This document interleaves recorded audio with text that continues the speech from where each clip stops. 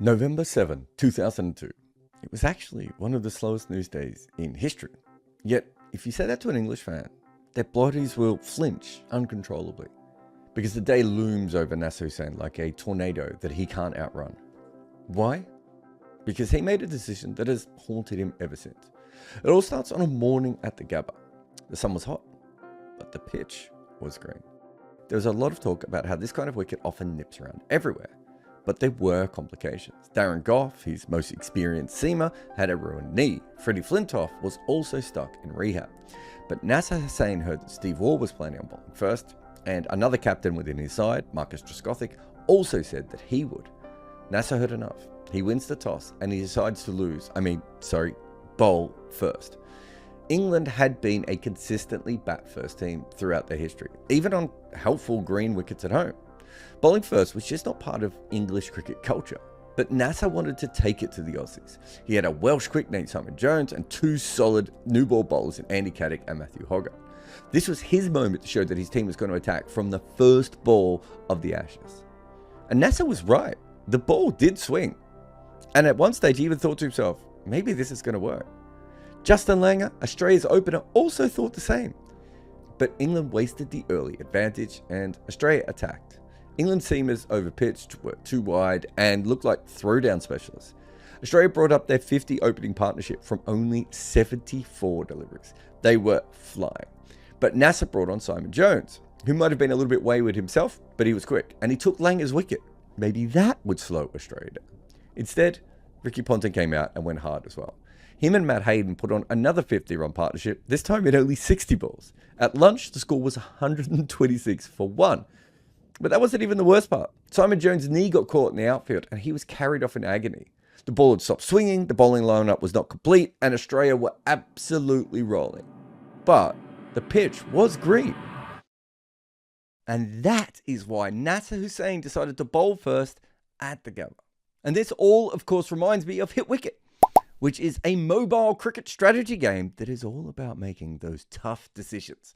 Who do you want to send in as an opener when the asking rate is climbing? Do you go for the big hitter or the steady accumulator? Me, I like to throw in someone a little bit unorthodox. A bit of a wild card like the general. That keeps the opposition guessing. And what about the bowling attack? Do you unleash your express pace early or hold back for the death overs? I'm always tempted to bring on a mystery spinner in the middle overs and just try and break a partnership. Hit Wicket puts you in the captain's chair. You draft the squad and select the batting order and even decide when to use those game-changing abilities. Do you burn your 2x ability to chase down a big total or save it for a critical moment later on?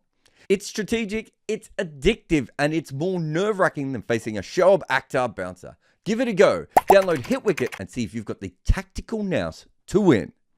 So, that ad was written months ago, and I used the Nasser story because it's one of the most famous decisions at the toss in cricket. First days of Ashes tend to get overhyped in general, and anytime a captain bowls first and the attack can't do its job properly, everyone talks about it. Australia batting at the speed they did, which might not seem that quick now, but was incredibly fast for back then. And of course, Simon Jones's injury as well. It really felt like at stumps on day one, with Australia a barely believable 364 for 2, that England had already lost the Ashes. And England have not won the toss and bowled at the Gabba since. But they have done it before. Nasser was not inventing some new thing. For Shield and Test cricket, teams have often turned up in Brisbane, seen grass on the wicket, and decided to bowl first. What Rohit Sharma did today has an extraordinary long history. Teams go up north, see grass, and bowl. And usually, Australia wins. What is weird about this is up until recently, the Aussies didn't do it that much. They see the same greenness, feel the same humidity, and they think that batting first is the way to go. Recently, that has changed. But of course, that's not completely a unique thing to happen. Opposition teams often make calls that home sides would not. New Zealand batting first on seeming home wickets that other teams would automatically bowl on is really common. But because of Nasser, bowling first at the Gabba is pretty famous. Yet teams still do it there, almost 1 in 3 times. So what is it about the Gabba that screams bowl first? If you're a touring team, not much, but Australia have done very well bowling first. But remember, it was the Gabba for ages. They also did well when batting first. Opposition teams are kind of screwed either way, so maybe that is what happens. They might as well just be more random. There have been only 2 touring sides to win at the Gabba in the last 20 years. One decided to bat first, and the other one lost to toss and had to bowl. Of course, the West Indies was a day-night one, and so the normal rules don't quite apply there. But the other win was from India, chasing more than 307 wickets down. A very hard thing to do, and certainly not something easily replicated. But Australia was in some trouble in the first session of that match, even if they recovered to score 369. So in the end, it is hard to say that India bowling first made a huge impact. However, when you go through recent history, there has been some early wickets at the Gabba. Of course, there has been early movement like everywhere in Australia, but for the last few tests, and even the one that the West Indies won, there have been plenty of early victims. In this particular case, Rohit Sharma would have been out there in the middle and seen that the surface was softer than normal, again suggesting that it might be even more seam movement. And you could take it a step further. If you look at the last 8 years, the Gabba has been the best place to bowl with the new ball on day one in Australian test matches. And it's got a healthy lead when you look at all the grounds that have had more than 2 matches. Adelaide Oval's often pink ball is the only one in contention for the best to bowl with on day one. So when it comes down to it, the ball does a lot at the start of Gabba tests. However, day 2 has actually been slightly better to bowl on. The kind of wicket that Nasser Hussain made his fateful error on no longer really exists. This is no longer a good even surface for batting and bowling. The seamers have been dominating here for quite a while. Like if you look at the past, there were always a few years when the quicks did well, but overall, the batters have made runs at this ground. At its best, it was one of the most fun pitches in cricket because of this. You could use your spinners, the batters made runs, but the seamers were always in it. Then there was a period when it got flat. Ask Alistair Cook about that. Now no one is making runs against the quicks on this pitch. It doesn't matter what the innings is, what the day is, early or late, red or pink, the Gabba has become a low scoring ground. And of course, there are 2 ways to look at that tactically. Do you want to dismiss the opposition cheaply and then hope to get past them by enough to be in charge of the game? Or battle through, get a score on the board, and then use that pressure to skittle the opposition? There's not a correct answer for things like that, right? It depends on your team and the conditions. It's a low-scoring series where the first innings has been tricky. It would have made sense for Rohit Sharma, with all the information at his disposal, to think bowling first at the Gabba made sense. But in Test cricket, we have always lived in a bat-first game. Millions of us around the world have been schooled on looking at your team, the wicket, and then thinking about bowling first before deciding to bat first automatically anyway. Countless old aunties, grandfathers, and stories of former cricketers have told us this. And this made sense for a long time in cricket. In the days of uncovered wickets specifically, the pitches would get a lot worse throughout the match. And then in the 1980s, when the covers came in, looks like things got a lot more level.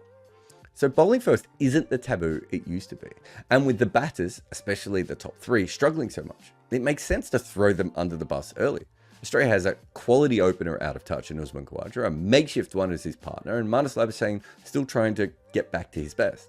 The wicket had grass, had been doing it a little bit early on, was soft, they have Jasprit Bumrah, it probably felt like a pretty good idea. But it's a safe option to bat first. Because in cricket, we see it as the morally right thing to do. Bowling first is seen as cowardly from the often batting captains. Very few times do you seem to come under the same kind of scrutiny as when you bowl first and it goes wrong. And maybe it's also just simply the time. If you win the toss, bat first and get rolled, the game has already moved on. Win the toss, bowl first, and it goes wrong. People have nothing else to talk about for the next 4 sessions. But, like most of leadership in cricket, it kind of comes down to bowlers. If Caddick and Hogarth had taken early wickets with that swing, maybe Australia would have crumbled, and no one would remember Nasser's toss.